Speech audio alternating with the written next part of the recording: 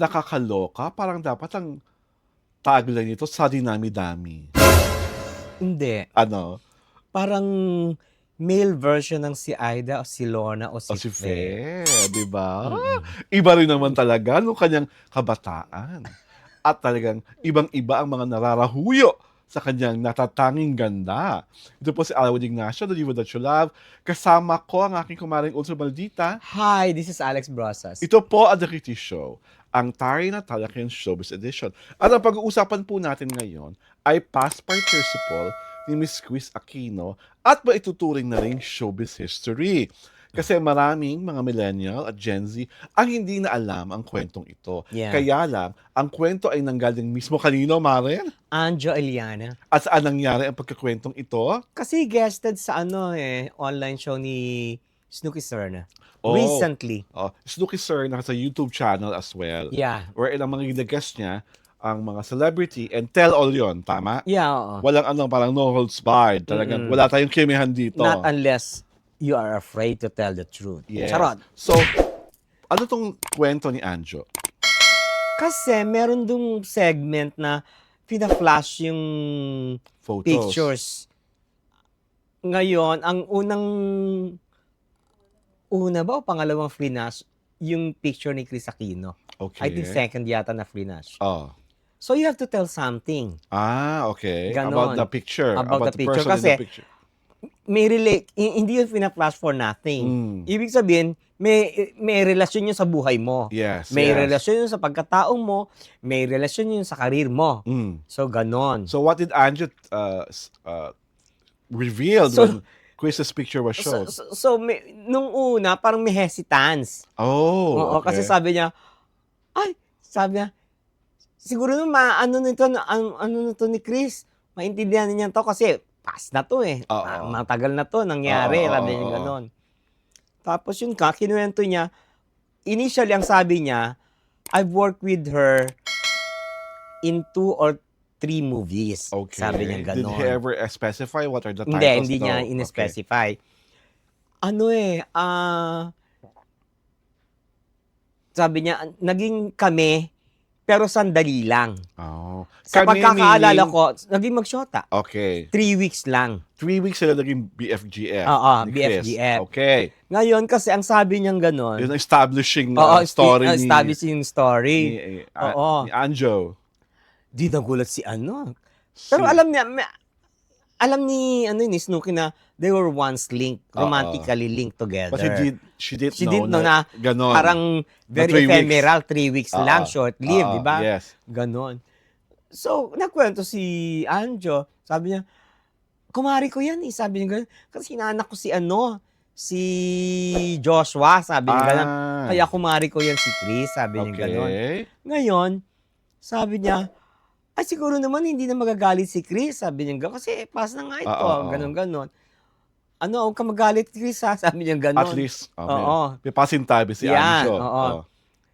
Kasi, kaya kami naghiwalay niyan kasi, one time, binisita ko siya. Okay. Sa I Balur. gave her flowers. Okay. Sabi niya ganon. So I gave her flowers. Nagulat daw siya. Kasi mas may naunang flowers. may pagdating mga niya. naunang flowers, ang lalaki ng stem. Yung mga parang talagang binili sa abroad. Imported roses. Imported roses. Sabi niya ganon. Tinanong niya si Chris, saan galing yan? Sabi niya ganon. Kay Robin. Alam naman siya. Kay Robin. Kay diba? Robin. So sabi niya, bakit? Naliligaw ba sa'yo si Robin? Sabi niya ganun. Yeah, hindi. Sabi niya ganun. He's my boyfriend. Oh! So, sabay si Anjo at si So, Robin? eto na nga eh. Siyempre, naloka si Si Snooki. Hindi, si Anjo. Di parang nalok rin. You mean? Boyfriend mo siya? Tapos boyfriend mo ako? Sabay silang dalawa. Oo. Robin Anjo. Bakit mas magugul ka sa sagot ni Chris? Oo. Yeah. And also Aga. Oh! Kinaya mo, Day? Ay. Love Di Quartet, ba? 'di ba? Tatlo magkasalo ang lalaki ni Chris noong mga panahon na yon. Hindi to Minaj at Wai. Ano to? Oo, quartet. Quartet. But to add history, At saka hindi, believable naman si ano, Anjo. si Anjo because she's not a fabulist. Mm. Tawag dito, hindi yan ano, hindi yan fake news peddler, 'di Oo. ba? Alam niya. At saka inano lang naman yan, ni-recall lang naman niya Oo, yung past, 'di ba? it's a happy recollection. Oo, 'di ba? O, ngayon, doon na siya nag-decide. Na Ayoko na. Brinake niya. sino? Si Anjo. Chris. So brinake niya si Anjo, pero si Robin at si Aga. Hindi! Brinake ni Anjo si Chris. Oh, yun nga. Right there and Oo, nung there. pagkabigay ng roses. Oo. So doon natapos Kasi, yung 3 weeks. oo, doon nagtapos, naging 3 weeks na lang. Oo, pero ang maintained, Aga Robin. I don't know, hindi na niya Hindi kasi- kwento. As far as showbiz history is concerned, according to the kwento, nung unang panahon, nung bata pa at buhay na buhay pa, ang the late great Queen of Intrigue ang tawag, Ay! kay Inday Badiday, Oo. nagkaroon ng pagkalaki-laking kuryenteng kwento si the late great Inday Badiday sa ibang publikasyon. Hindi na natin papakalanan ng publikasyon. Oo nga. Ang nakakaloka doon, sa sinulat ni Inday, parang Lunes ito, lumabas, front page story, dapat the weekend, ikakasal di umano si Robin at si Chris Aquino. Which did happen. Which did not happen at nabaliw talaga si Inday kasi ang pagkakakwento sa kanya, talagang mangyayari ang kasalan. Super kuryente. At ang Wow. nakakaloka pa, nabaliw ang sister ni Inday. Ay! Na papangalan, itatago Wag ko po na. sa ngalang, basta kilala niya kung sino ang sister ni Inday. I-research nyo na lang po. Oo. Kasi pag niresearch nyo kung sino po ang...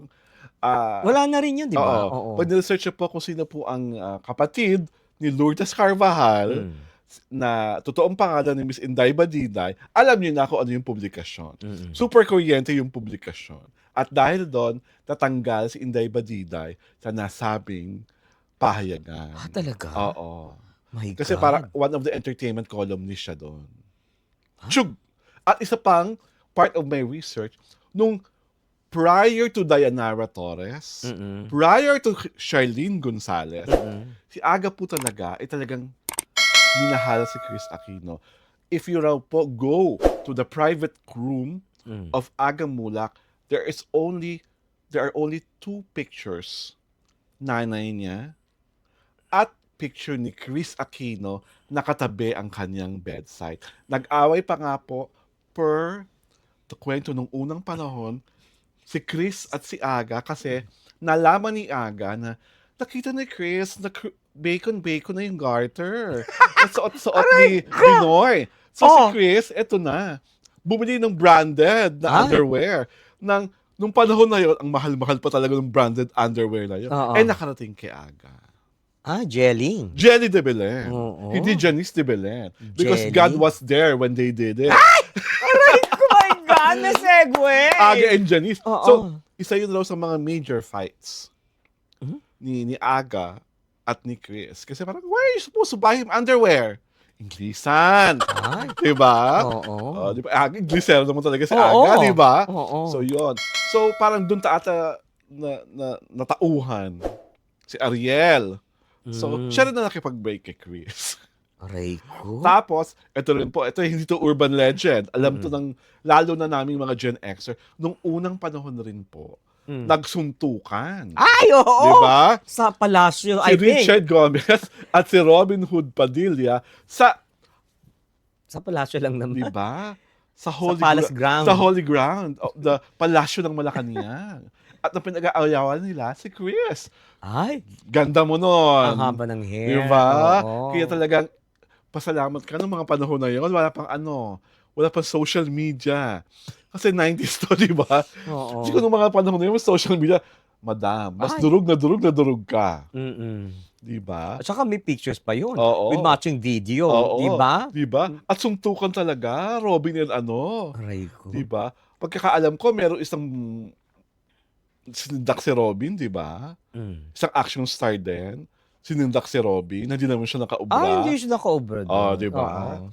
So anyhow, kami po ay tuwang-tuwa sa share, o di na, sa TT show nyo lang po maririnig ang ganyan mga Aray showbiz ko, history. nakakaloka. Sa ibang show walang ganyan. Hindi Mm. ba? Ako, I do not take it against Chris to have so many men during her Halicon days. Kasi nga naman, nung mga panahon yun, Chris Aquino is Chris Aquino. Aray Di ba she ko. was like the presidential daughter? And Oh. if people would remember it, right, the very first time she appeared on See-Through, di ba? Mm. That was the highest rating television show in Philippine history. Ay, hindi. Ay, yung pinukpok si ano, di ba highest Hindi, din yun? mas mataas Di yung yan? kay Chris. Ang nakatalo lang kay Chris, Siya alam mo? rin. Hindi. Ano? Yung Joey Marquez Oo. episode, Oo, siya rin. siya rin. Siya rin lang talaga 65 yun eh. 65? Dream mo, 65%? Di ba? Parang more than? Di ba? Parang buong Pilipinas nakatuto. Oo. Well, anyhow, di ba, happy conversation about Chris Aquino and her past loves. Aray Di ba? Kalok. Producer Danny, i-play mo na nga yung isa pa lamang. Ay! Ang minahal ko ng ganito. Charo, Nakakalok. na nakakaloka ang pangyayari, di ba? Ang ganda-ganda mo talaga, Chris. And on that note, this is Alwin Ignacio, the diva that you love. Together with me is my kumaring Ultra Maldita. Hi, this is Alex Brosas. And yes, oh yes, you are watching The Kitty Show, ang Tarya lang Talakan Showbiz Edition. At eto na nga, inaanyayahan po namin kayo na mag-subscribe sa aming YouTube channel sa Diaryo Tirada. At syempre pa, sundan niyo po kami sa aming Facebook pahina. Ang The Kitty Show po ay pinapalabas tuwing Sabado at Linggo, alas 4 ng hapon. Sangka pa sa mga entertainment talk shows online, kami lang ang may kasaysayan, ang may throwback, ang may flashback, at may blast from the past. Hindi ba? Muli, ako po si Alwin Ignacio, the diva that you love. Kasama ko ang aking kumaring Ultra Maldita. Hi, this is Alex Brosas. I'm sure, aliw na aliw kayo sa The TT Show, ang Tarya na Talakin Showbiz Edition.